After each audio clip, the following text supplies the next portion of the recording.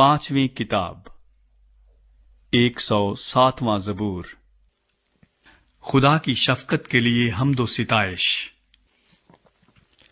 खुदावन का शुक्र करो क्योंकि वो भला है और उसकी शफकत अबदी है। खुदावन के छुड़ाए हुए यही कहें जिनको उसने फिदिया देकर मुखालिफ के हाथ से छुड़ा लिया और उनको मुल्क मुल्क से जमा किया, पूरब से और पश्चिम से, उत्तर से और दक्खन से। वो बियाबान में सहरा के रास्ते पर भटकते फिरे, उनको बसने के लिए कोई शहर न मिला। वो भूखे और प्यासे थे और उनका दिल बैठा जाता था। तब अपनी मुसीबत में उन्होंने खुदावन से फरियाद की और उसने उनको उनके दुखों से रिहाई बख्शी। वो उनको सीधी राह से ले गया ताकि बसने के लिए किसी शहर में जा पहुंचे।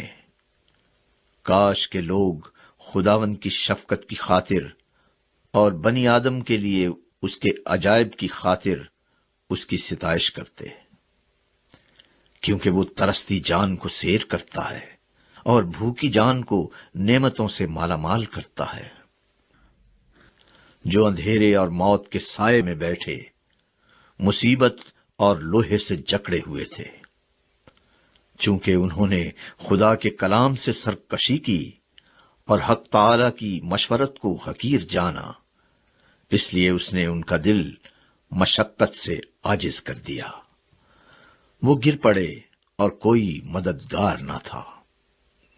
तब अपनी मुसीबत में उन्होंने खुदावन से फरियाद की और उसने उनको उनके दुखों से रिहाई बख्शी। वो उनको अंधेरे और मौत के साये से निकाल लाया और उनके बंधन तोड़ डाले। काश के लोग खुदावन की शफकत की खातिर और बनी आदम के लिए उसके अजायब की खातिर उसकी सिताइश करते, क्योंकि उसने पीतल के फाटक तोड़ दिए और लोहे के बैंडों को काट डाला। अहमक अपनी खताओं के सबब से और अपनी बदकारी के बायस मुसीबत में पड़ते हैं। उनके जी को हर तरह के खाने से नफरत हो जाती है और वो मौत के फाटकों के नजदीक पहुंच जाते हैं। तब वो अपनी मुसीबत में खुदावन से फरियाद करते हैं और वो उनको उनके दुखों से रिहाई बख्शता है।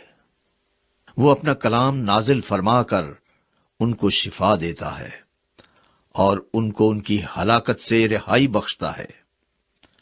काश के लोग खुदावन की शफकत की खातिर और बनी आदम के लिए उसके अजायब की खातिर उसकी सिताइश करते।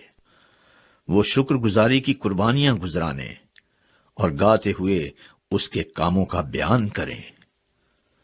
जो लोग जहाजों में बहर पर जाते हैं और समुंदर पर कारोबार में लगे रहते हैं, वो समुंदर में खुदावन के कामों को और उसके अजायब को देखते हैं, क्योंकि वो हुक्म देकर तूफानी हवा चलाता है जो उसमें लहरें उठाती है।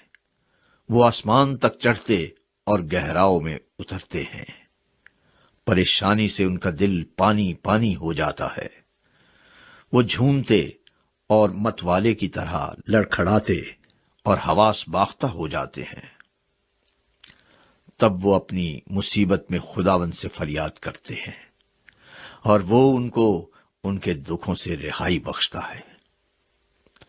वो आंधी को थमा देता है और लहरें मौकूफ हो जाती हैं। तब वो उसके थम जाने से खुश होते हैं। यूं वो उनको बंदरगाहे मकसूद तक पहुंचा देता है। काश के लोग खुदावन की शफकत की खातिर और बनी आदम के लिए उसके अजायब की खातिर उसकी सिताइश करते। वो लोगों के मजमे में उसकी बड़ाई करें और बुजुर्गों की मजलिस में उसकी हम्द। वो दरियाओं को बियाबान बना देता है और पानी के चश्मों को खुश्क जमीन। वो जरखेज जमीन को सहराए शोर कर देता है, इसलिए कि उसके बाशिंदे शरीर है। वो बियाबान को झील बना देता है और खुश्क जमीन को पानी के चश्मे।